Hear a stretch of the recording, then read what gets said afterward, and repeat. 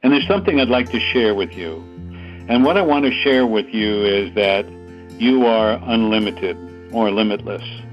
And everything that's going on in your life is for a specific purpose to learn and grow from. And unfortunately or fortunately, we grow and learn from adversity or challenges in our life. But the greatest challenge we ever have, if we do not fall prey to being a victim of it, but rather realize this is something we can grow from and achieve, then it'll be something really wonderful. I was reading about the story of Zig Ziglar, who was a wonderful motivation speaker. And they thought he was dumb and wasn't very bright and so on and so forth. And they put him down, and he became one of the premier motivational speakers. And each one of you lies within you some greatness, a very big greatness, something really powerful within you. But sometimes we can't see the forest for the trees. And our modus operandi and our emotions have been created by our family, friends. And all of it is a judgment. And there are sub-judgments that are very good. For example, you go out to dinner and say, hey, this is a great meal. I'd like to have this again. Or this is not a very good meal. But why is it in our human nature that we seem to hang on to criticism or negativity? Why do we hang on to that? As opposed to say, oh, I'm being criticized. What am I here to learn? How can it empower me? How can it make me great? How can I overcome this? Instead, we let it eat at us, and it's kind of like acid. And it gets into our body and begins to disintegrate our emotions and our self-worth and self-esteem. And the important thing is, that's an old trite cliche, God don't make no junk. So God don't make no junk. And just remember that, because it's really important. You are a viable, wonderful asset. And I was thinking and talking to someone earlier this week and looking about people that are homeless or whatever they're going through. And some people are homeless because they choose to be. Some it's because of an unfortunate situation, whatever it may be. But they have the power not to be homeless, not to be stuck, not to be the victim. And yet they allow themselves to be this way for a specific reason. And that is perhaps it's attention-getting. Perhaps the reason is it's karmic. They're supposed to pull themselves up by the bootstraps and make something out of their lives. Now, I'm not criticizing people that are homeless, but everything in our life occurs for a reason, and it occurs for a reason because it gives us the chance to grow. And each of you over the coming week, you will have the opportunity, because this energy is now going into your unconsciousness, to realize how successful you have been in overcoming challenges in your life. So it's a very positive thing.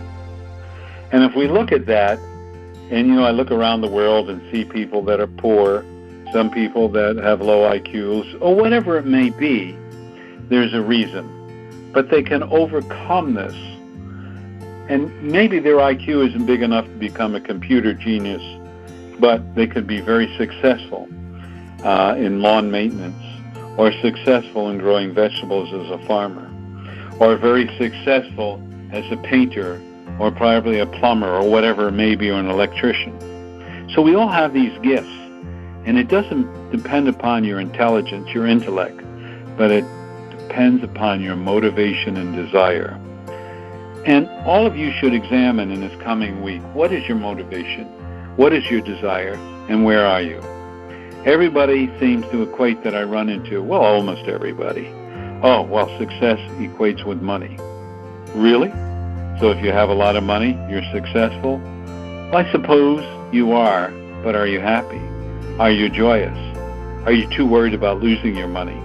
Or do you worship or envious of people who have a lot of money? Because I will tell you, most of the people that I work with that are wealthy want to create more wealth, and they're very worried about hanging on to it. Gee, that's no different than a person who has an average income, who is living from week to week, paycheck to paycheck. Same thing, different numbers, but the same thing is occurring. The message tonight to realize that there's no one in charge of your life but you. You are the S-O-U-L, soul, and S-O-L-E, creator of your life. You have the power and the gift to overcome anything you so desire.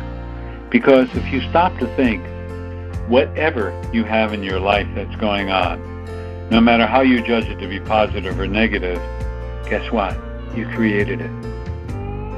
And if it brings you joy, you have the power to create more of it. And if you're unhappy, you have the power to uncreate it. And it's only going to be as hard to uncreate or create it as you want it to be. And that's the key word, as you want it to be. You want it to be a piece of cake and easy? Then it will be that way. Thoughts are things. Things are thoughts. You are constantly manifesting everything that's going on in your life on a never-ending basis by your thoughts. And the thoughts go on to what I call the ether or the spiritual plane, and eventually coalesces to draw energy to appear in your life. For example, well, I got to go down to Macy's and I got to find a perfect parking place. I don't want to be at the end of the parking lot. I need a good parking spot. And then you get distracted and you get distracted in traffic. All of a sudden you pull in front of Macy's. There's a parking spot right in front of the door. Thought about it, you said you wanted it, and then you became distracted. And that's the key. When you put out a thought, you put it out with energy, you put it out with knowing it's going to occur, and then you let it go. And lo and behold, it's there. So what is the secret in letting it go as opposed to putting a lot of energy in it? Well, there's no secret, there's no difference, except the more energy you put in it. Why do you put energy into that thought that you're creating something in your life? Because you doubt it. You doubt it. Why do you doubt it? Because you don't think it's going to happen. Well, why don't you think it's going to happen? Well, it's not going to happen. I don't have any good luck, or I don't have this, I don't have that. All that stuff. So when you create the doubt, you're creating negativity, you're creating blocks in your life. Therefore, when you have a negative thought, oh, it's not going to happen, I don't deserve this, whatever it is, you go cancel, cancel, cancel.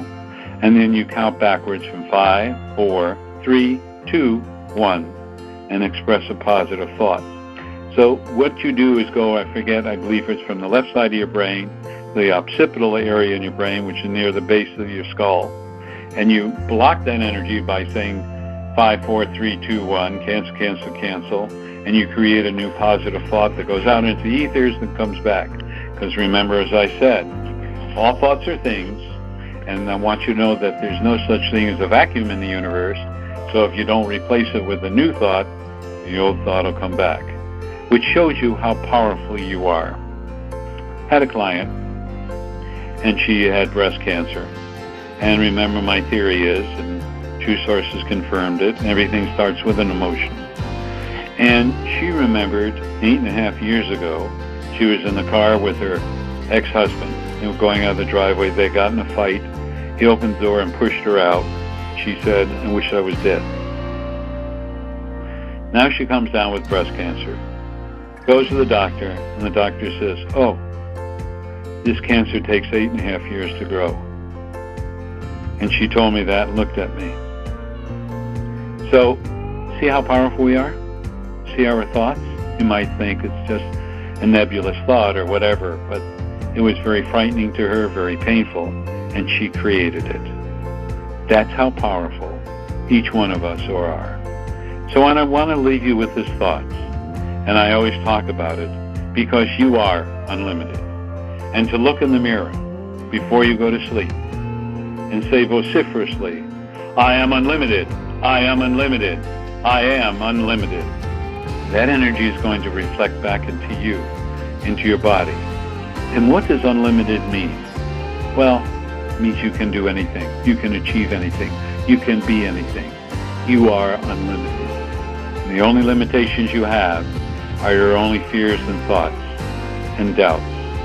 So I leave you with this thought, and remember to look in the mirror. You've heard me say it before, by saying, I am unlimited. And just remember, the last thought you have before you go to sleep will be reviewed in your mind at least 60 to 120 times. And after 2 or 3 months, your body will adopt it, become it, and you realize that thoughts are things and you can create anything. So thank you, and I'm going to ask all of you, please, to refer 2 friends to tune in, come in and talk, because what is happening in the world and about to come is that we are the solution to change the consciousness of this planet into one of love and joy. And that's not airy-fairy. It's going to occur.